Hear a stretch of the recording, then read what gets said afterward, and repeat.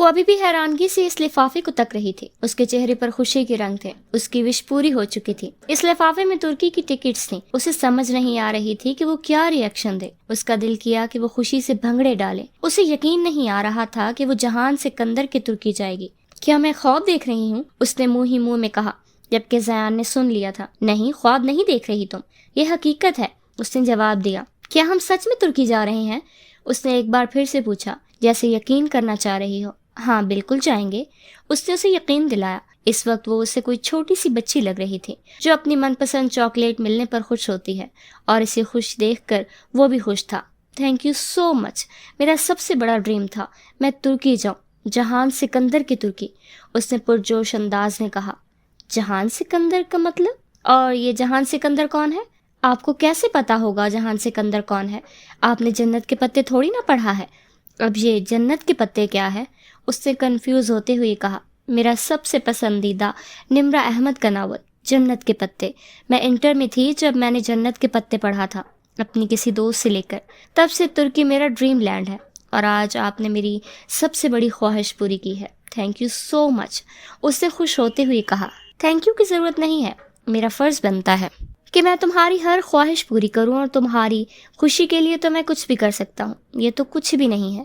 تم اپنی ساری پیکنگ کر لو، ہم کل نکلیں گے، کل کی فلائٹ ہے ہماری، اس نے زرمش کو آگاہ کیا۔ ٹھیک ہے، میں ابھی کر لیتی ہوں ساری پیکنگ، اس نے اپنی خوشی سنبھالی نہیں جا رہی تھی۔ شکریہ بہنا زرمش، واقعی بہت خوش ہے، تم جو چاہو اپنے بھائی سے مانگ سکتی ہو، اس نے میسج ٹائپ کر کے ایمان کو سینڈ کیا، کیونکہ ترکی جانے کا مشورہ اسے ایمان نہیں دیا تھا۔ وہ 5 لوگ اس وقت ایک کمرے میں ٹیبل کے گرد بیٹھے ہوئے تھے۔ وہ وہاں تبھی آتے تھے جب انہیں ایک دوسرے سے کوئی بات کرنی ہوتی۔ بولو سیٹھ، کیوں بلایا ہے ہمیں؟ خیر تو ہے نا؟ وہاں موجود ایک آدمی نے پوچھا۔ اس کی عمر لگ بھگ 40 سال لگ رہی تھی۔ میں نے یہاں پر تم لوگوں کو ایک ضروری بات بتانے کے لیے بلایا ہے، سیٹھ نے کہا۔ وہ بات دراصل یہ ہے کہ راکی کے پاس جو ریڈ کلر کی فائل تھی وہ چوری ہو چکی ہے۔ تم لوگ تو ہم سب پکڑے جائیں گے، سیٹھ نے پریشانی سے کہا۔ یہ کیا کہہ رہے ہو تم سیٹھ؟ تم ہمیں اب بتا رہے ہو؟ وہاں موجود ایک اور آدمی نے غصے سے کہا۔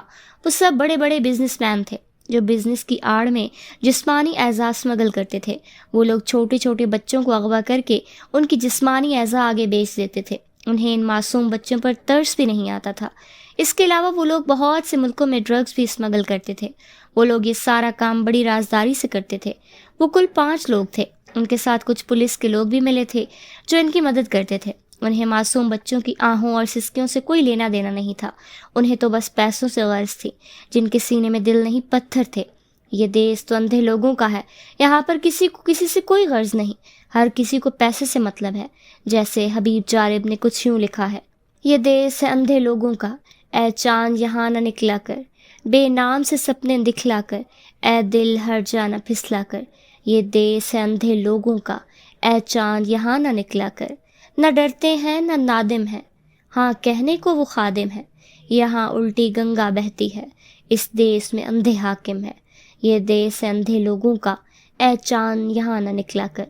یہاں راقم سارے لکھتے ہیں، قوانین یہاں پہ ٹکتے ہیں، ہے یہاں پہ کاروبار بہت، اس دیس میں گردے بکتے ہیں۔ یہ دیس ہے اندھے لوگوں کا، اے چاند یہاں نہ نکلا کر۔ یہاں ڈالر ڈالر ہوتی ہے، کسوٹی ہے GDP، اور کچھ لوگ ہیں عالی شان بہت، اور کچھ کا مقصد روٹی ہے۔ یہ دیس ہے اندھے لوگوں کا، اے چاند یہاں نہ نکلا کر۔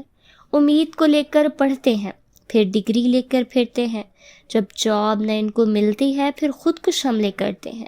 یہ دیس ہے اندھے لوگوں کا، اے چاند یہاں نہ نکلا کر۔ وہ کہتے ہوئے سب اچھا ہے اور فوج کا راج ہی سجا ہے، کھوتا گاڑی والا کیوں مانے جب بھوکھا اس کا بچہ ہے۔ یہ دیس ہے اندھے لوگوں کا، اے چاند یہاں نہ نکلا کر۔ وہ جو فائل چوری ہوئی تھی اس میں ان سب کے نام اور ساری ڈیٹیلز بھی تھیں۔ یہ وقت غصے سے کام لینے کا نہیں ہے، میں نے پتہ کروایا ہے لیکن مجھے کچھ معلوم نہیں ہوا تھا۔ تم لوگ بھی اپنی طرف سے کوشش جاری رکھو، سیٹھ نے انہیں مخاطب کرتے ہوئے کہا۔ سیٹھ، کہیں یہ اس ہوڈی والے لڑکے کا کام تو نہیں؟ راکی نے سیٹھ سے مخاطب ہوتے ہوئے کہا۔ مجھے شک بھی پہلے اسی پر گیا، لیکن میں نے پتہ کروایا ہے وہ لڑکا ابھی تک امریکہ میں ہے، وہ وہاں سے واپس نہیں آیا، یہ کسی اور کا کام ہے، سیٹھ نے کہا۔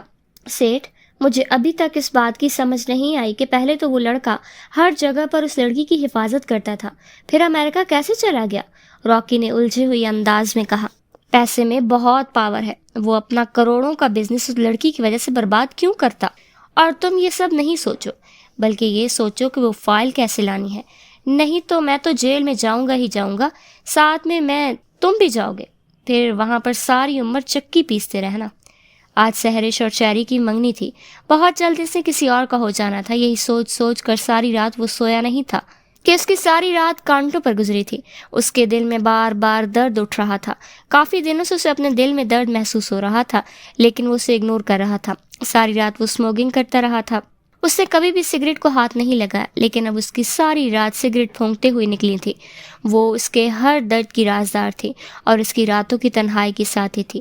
فجر کے وقت وہ اس کی آنکھ لگی تھی، وہ نماز پڑھ کر نیچے ہی سو گیا۔ سورج کی روشنی چھن کے کمرے میں داخل ہوئی، وہ آنکھیں مسلتا ہوا اٹھ کر بیٹھ گیا۔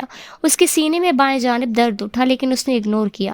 آج وہ کسی اور کی ہونے جا رہی تھی، وہ اسے کیسے کسی اور کو ہوتے دیکھے گا؟ کیسے برداشت کرے گا اسے اپنی ہی دوست کے ساتھ؟ کیسا عشق تھا اس کا کہ اسے اپنے رب سے مانگا بھی نہیں جا سکتا اور اسے کسی کے ساتھ برداشت بھی نہیں کر سکتا۔ وہ جلدی جلدی اٹھ کر تیار ہوا کیونکہ اس نے شہریار کے گھر جانا تھا، اس کے ساتھ ہیلپ کروانی تھی۔ ایسی قسمت پائی تھی اس نے، اپنے ہی محبوب کی منگنی پر سجاوٹ کرنے جا رہا تھا۔ اس کے لیے بہت تکلیف دہ تھا، لیکن اسے اس درد سے بھی گزرنا تھا اپنے دوست کے لیے۔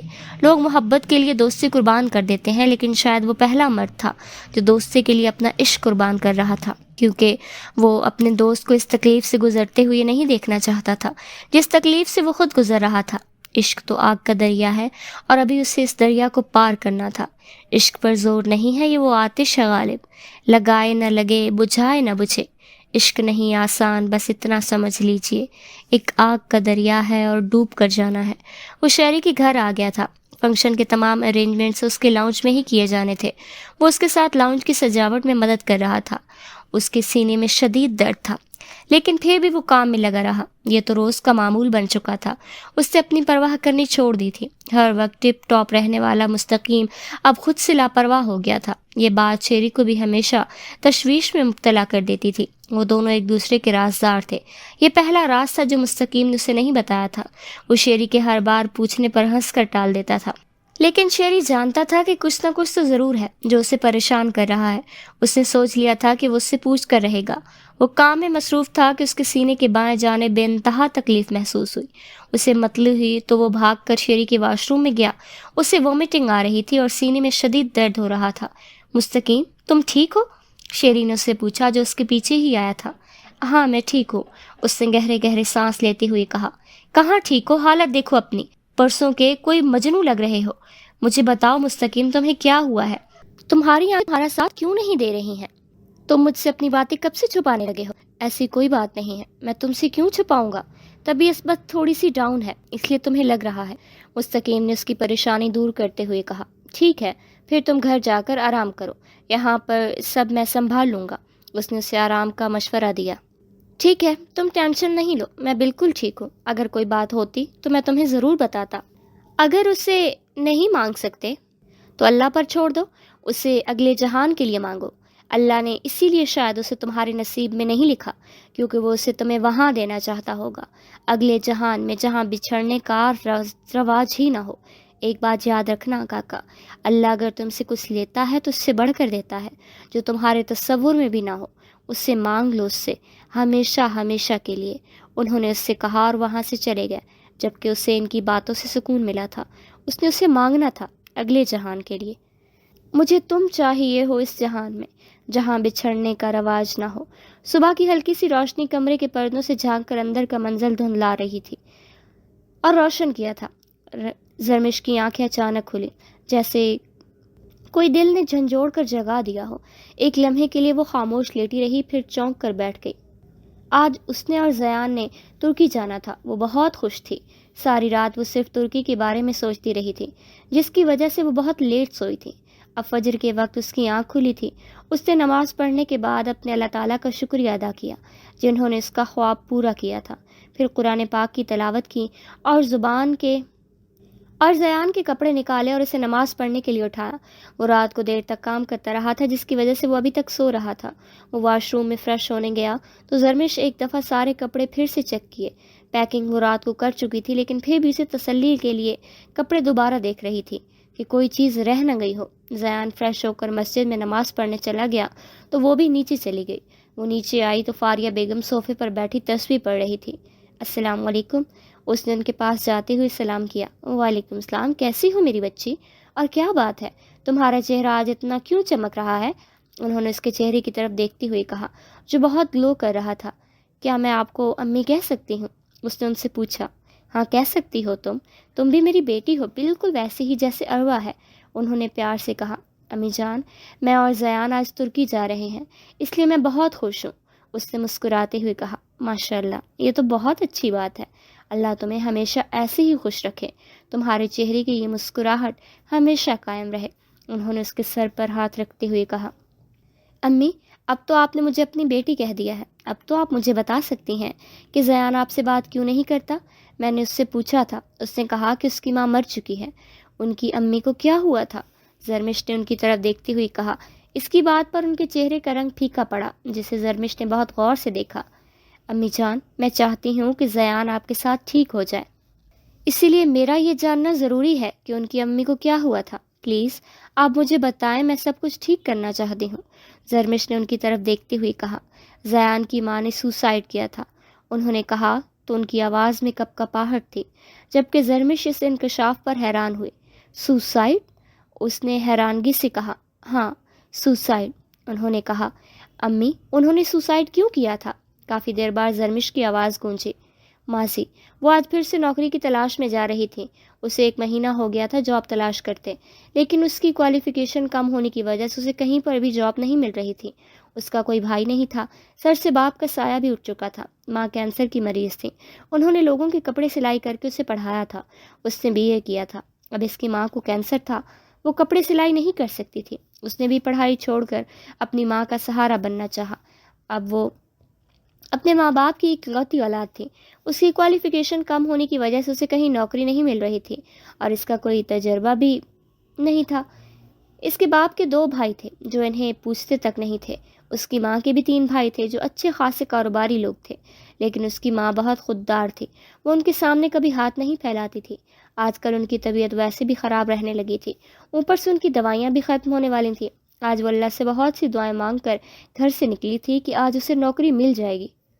وہ روڈ کراس کرنے ہی لگی تھی کہ اسے ایک بچہ نظر آیا جس کے ہاتھ میں غبارہ تھا، اسے وہ بچہ بہت پیارا لگا، وہ غبارے سے کھیل رہا تھا جب غبارہ اس سے چھوٹ گیا اور سڑک پر جا کر گرا۔ وہ بچہ سڑک پر اس سے اپنا غبارہ اٹھانے لگا، دور سے ایک گاڑی ہارن بجاتی ہوئی آ رہی تھی، وہ بھاگ کر اس بچے کی طرف بڑھی، اس بچے کی ماں نے بھی اسے دیکھ لیا تھا، وہ بھی بھاگ کر اس کی طرف آئی۔ اس سے پہلے کہ وہ گاڑی بچے کو ہٹ کرتی، اس نے جلدی سے بچے کو سائڈ پر کر دیا، گاڑی زن سے پاس سے گزری، اتنے میں بچے کی ماں بھی وہاں آ چکی تھی۔ میرا بچہ، آپ ٹھیک ہو؟ آپ کو چوٹ تو نہیں لگی؟ وہ بچے کے ہاتھ اور بازو دیکھ رہی تھی۔ تو ماما، زیان ٹھیک ہے؟ اس بچے نے اپنی ماں کو پریشان ہوتے دیکھ کر کہا۔ وہ بولتے ہوئے اتنا پیارا لگ رہا تھا کہ اس کا دل کیا کہ اس کا منہ چوم لے۔ آپ کا بہت شکریہ، آپ نے میرے بیٹے کی جان بچائی، میں آپ کا احسان کبھی نہیں بھولوں گی۔ اس بچے کی ماں نے اس کا شکریہ ادا کیا۔ شکریہ کی کوئی بات نہیں، میری جگہ کوئی اور ہوتا تو وہ بھی یہی کرتا، ویسے آپ کا بیٹا بہت پیارا ہے، بالکل آپ کی طرح، اس سے مسکراتے ہوئے کہا۔ ویسے آپ کا نام کیا ہے؟ اس بچے کی ماں نے پوچھا۔ میرا نام فاریہ ہے، فاریہ عمر۔ اور آپ کا؟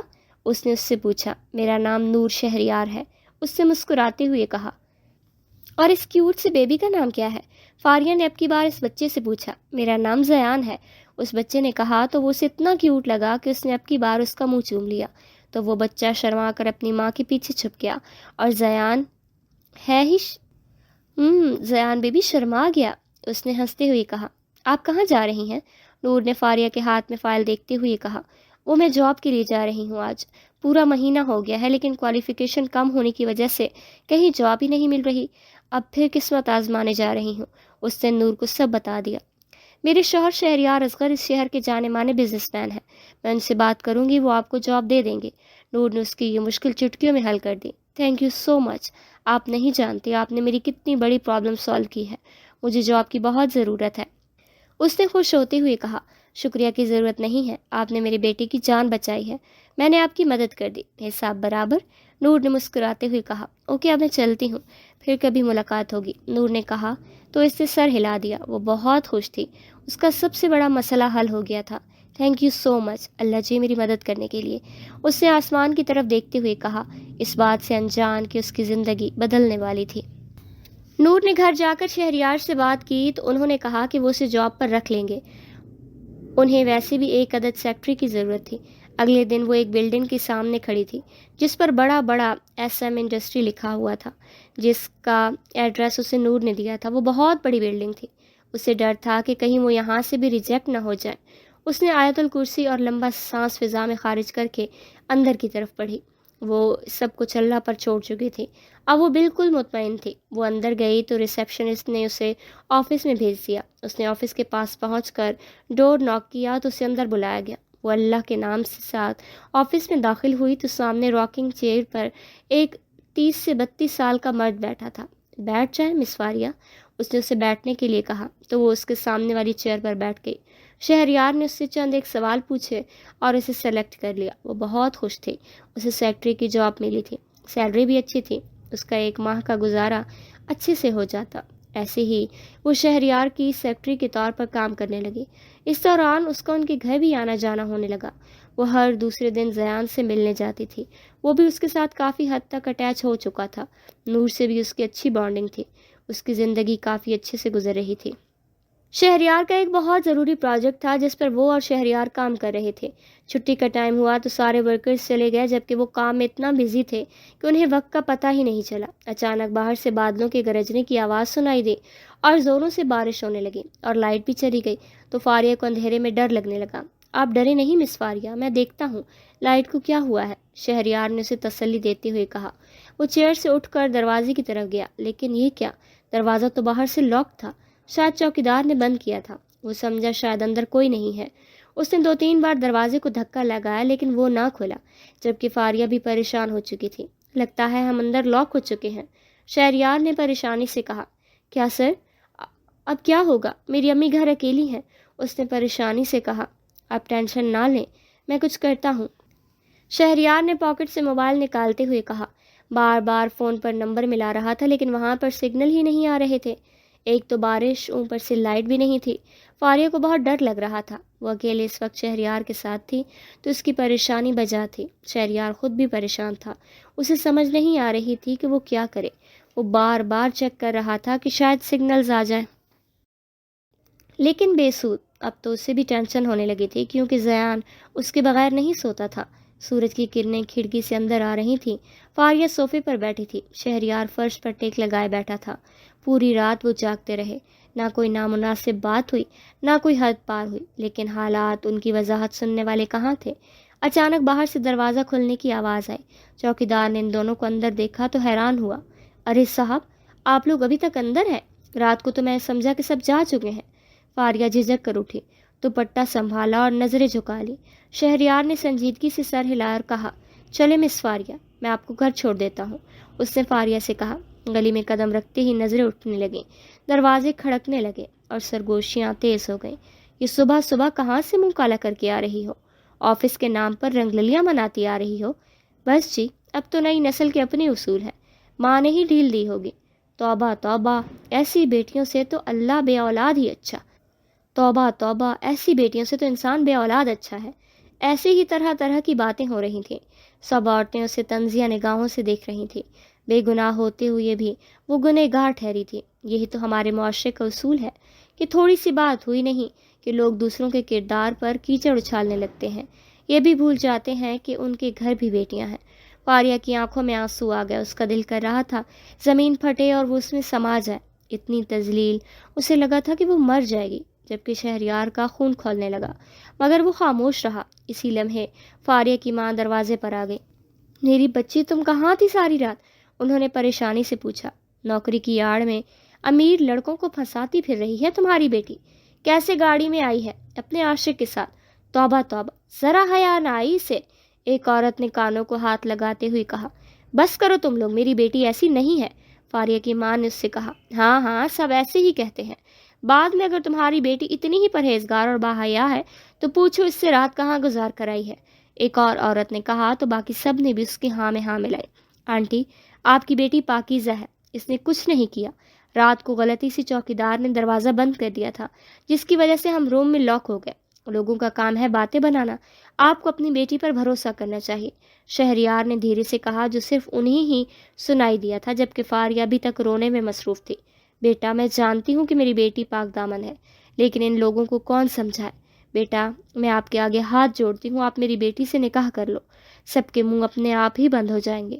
انہوں نے شہریار کے سامنے ہاتھ جوڑتے ہوئے کہا، جبکہ ان کی بات پر فاریہ نے بھی چونک کر ان کی طرف دیکھا۔ آنٹی، میں شادی شدہ ہوں اور ایک بچے کا باپ بھی ہوں، میں آپ کی بیٹی سے کیسے شادی کر سکتا ہوں؟ میں ایسا نہیں کر سکتا، اس نے پریشانی سے کہا، جبکہ فاریہ خود بھی یہ نہیں چاہتی تھی۔ بیٹا، میں آپ کے آگے ہاتھ جوڑتی ہوں، کہو تو آپ کے پیر پکڑتی ہوں، میری بیٹی کی عزت بچا لو، نہیں تو یہ لوگ اسے جینے نہیں دیں گے۔ ایک بے بس اور مجبور ماں کی فریاد سن لو، انہوں نے روتے ہوئے کہا۔ وہ ایک ماں کے آنسوؤں کے سامنے ہار گیا تھا، جبکہ فاریہ ایسا نہیں چاہتی تھی۔ وہ کیسے نور کا گھر تباہ کر سکتی تھی؟ اس کے حق پر ڈاکہ کیسے ڈال سکتی تھی؟ نہیں، وہ ایسا نہیں کر سکتی تھی۔ وہ اتنی خود غرض نہیں تھی کہ اپنی عزت کے لیے کسی اور کی خوشیاں چھین لیتی۔ لیکن اس کی ماں نے اس کے آگے ہاتھ جوڑ دیے تو اس نے اس شرط پر نکاح کیا کہ وہ شہریار کے گھر نہیں رہے گی۔ پھر اس کا اور فاریہ کا نکاح ہو گیا، لیکن وہ اسے اپنے گھر لے جانے کی بجائے اپنے ایک فلیٹ میں لے گیا۔ وہ اس کی ضرورتوں کا خیال رکھتا تھا۔ ایک دن فاریہ کی ماں بھی اس دنیا کو چھوڑ کر چلی گئی۔ اس کے بعد وہ ٹوٹ گئی تھی۔ اسے شہریار کے نکاح میں آئے 1.5 سال ہو چکا تھا۔ ان میں صرف کام کے متعلق بات ہوتی تھی، ایک دوسرے سے بہت کم مخاطب ہوتے تھے۔ شہریار ہفتے میں ایک بار چکر لگاتا تھا اور اس کی ضرورت کی تمام اشیاء سے دے جاتا۔ آج اتوار کا دن تھا۔ وہ معمول کے مطابق آج بھی فلیٹ میں آیا تھا جب اسے کوئی کال آئی اور وہ عجلت میں وہاں سے چلا گیا۔ نور کو نہ جانے کیسے ان کے نکاح کے بارے میں پتہ چل چکا تھا۔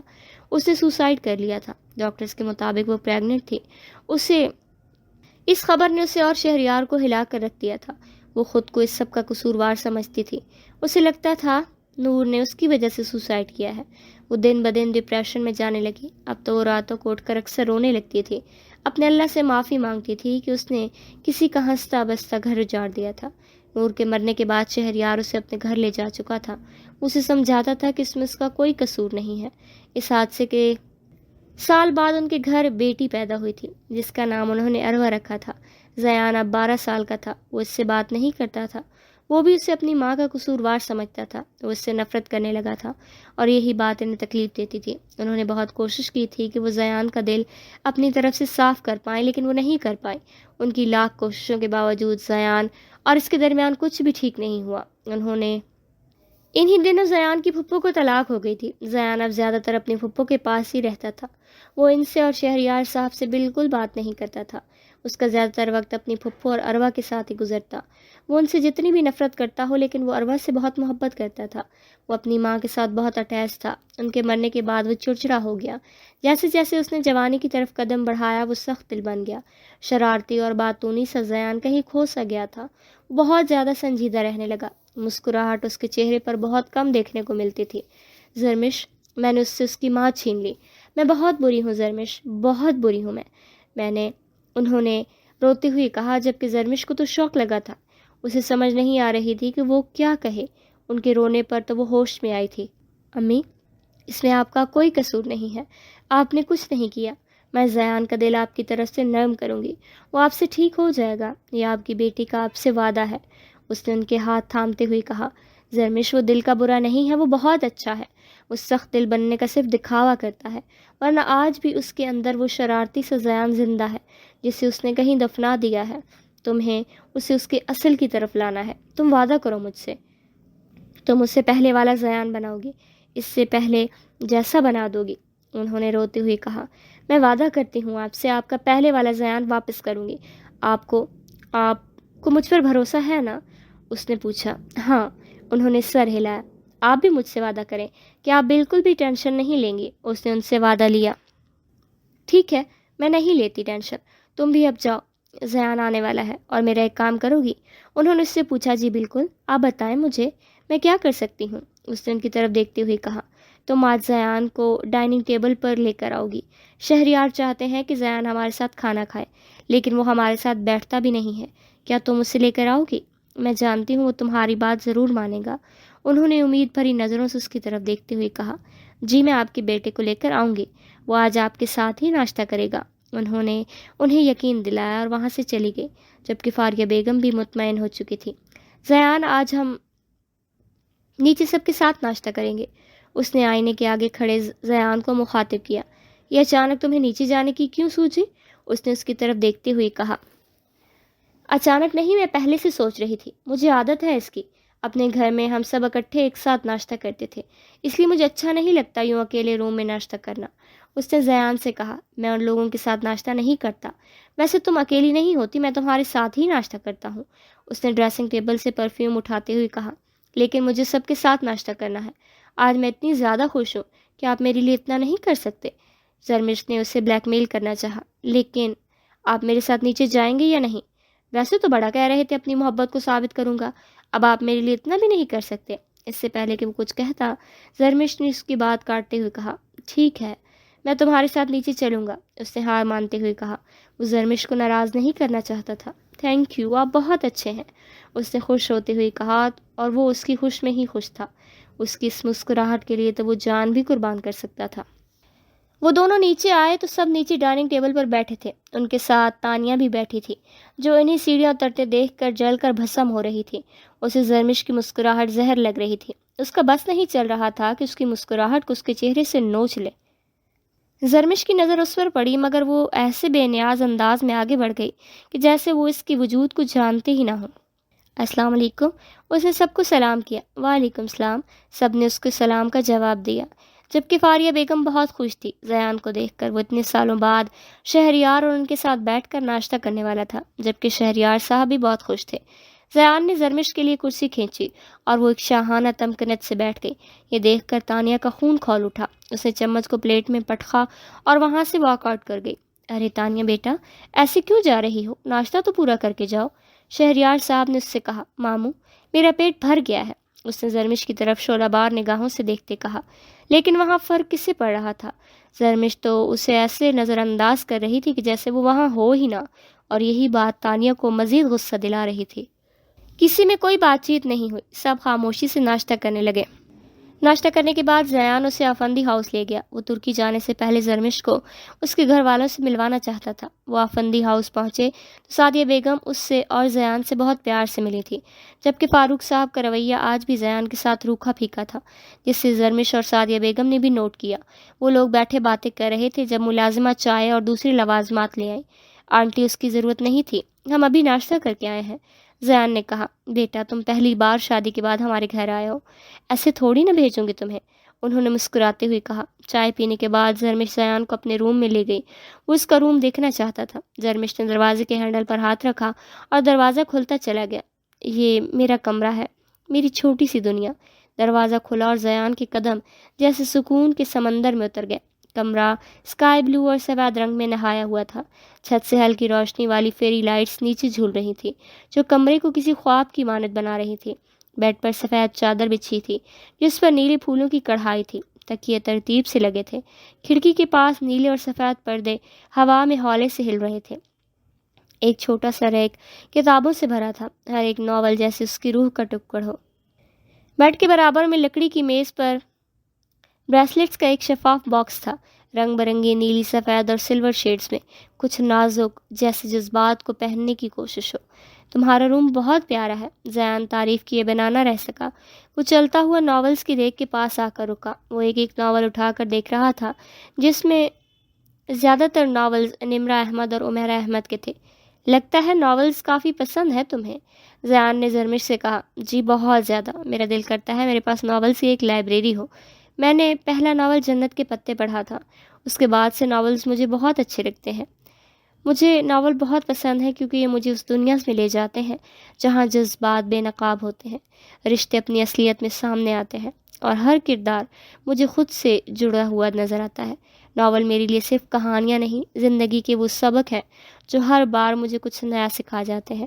مجھے ناول سے عشق ہے، ان کے کرداروں سے، ان کی خاموشی سے، ان کے جذبات سے۔ جب کوئی کردار ہنستا ہے تو میں مسکرا دیتی ہوں، جب وہ روئے تو دل بھر آتا ہے۔ ناولز میرے دل کے اتنے قریب ہیں کہ جیسے وہ میرے اپنے ہوں۔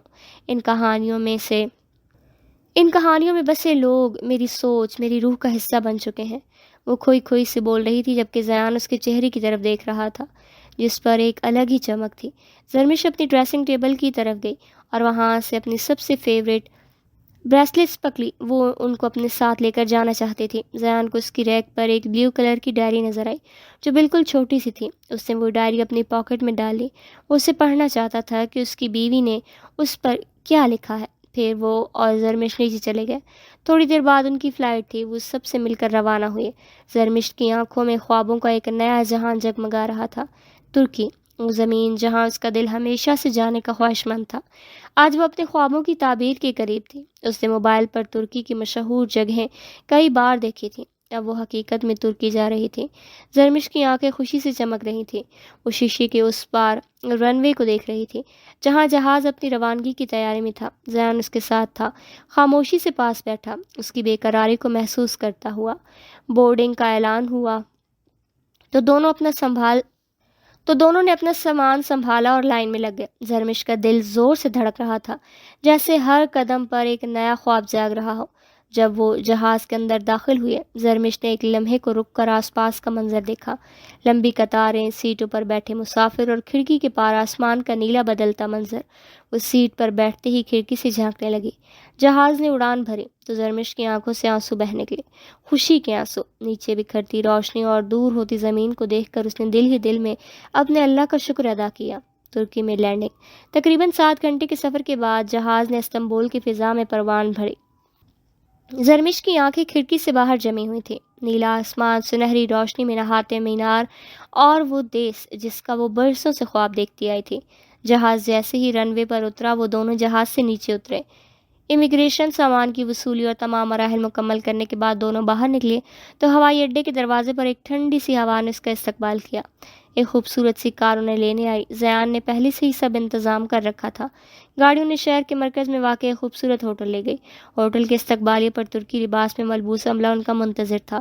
ان کا کمرہ 7ویں منزل پر تھا جس کی کھڑکی سے نیلے سمندر کا نظارہ صاف دکھائی دیتا تھا۔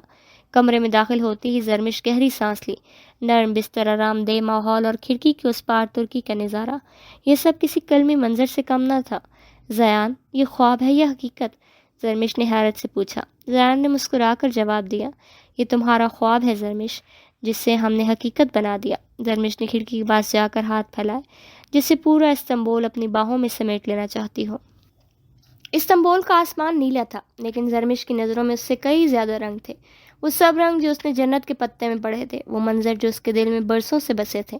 وہ صرف ترکی نہیں آئی تھی، وہ حیا کی دنیا کو محسوس کرنے آئی تھی، ان راستوں پر چلتے جہاں حیا جہان کے ساتھ گئی تھی۔ ہوٹل سے نکلتے وقت اس کے ہاتھ میں ایک چھوٹا نوٹ بک تھا جس میں اس نے ان تمام جگہوں کے نام لکھے تھے جہاں ڈی جے اور حیا گئے تھے۔ زیان مسکرا رہا تھا، اس کی دیوانگی دیکھ رہا تھا۔ ہاں تو مادام، سب سے پہلے کہاں جانا پسند کریں گی آپ؟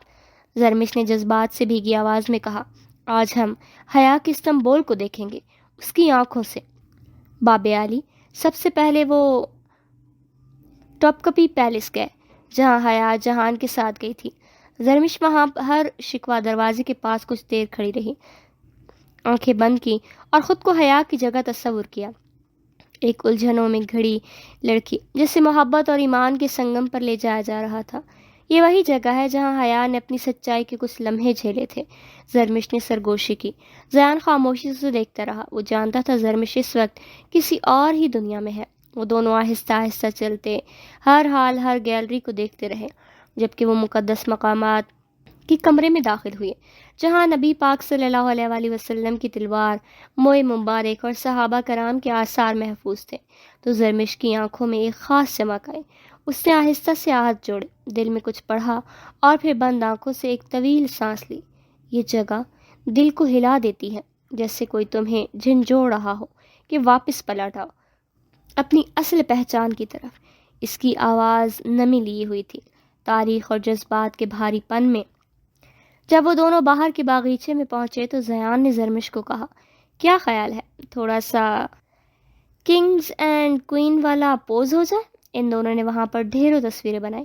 شام ڈھلے وہ لوگ واپس ہوٹل آ گئے تھے۔ زیان نے فریش ہو کر کھانا آرڈر کیا تو ان دونوں نے مل کر کھانا کھایا۔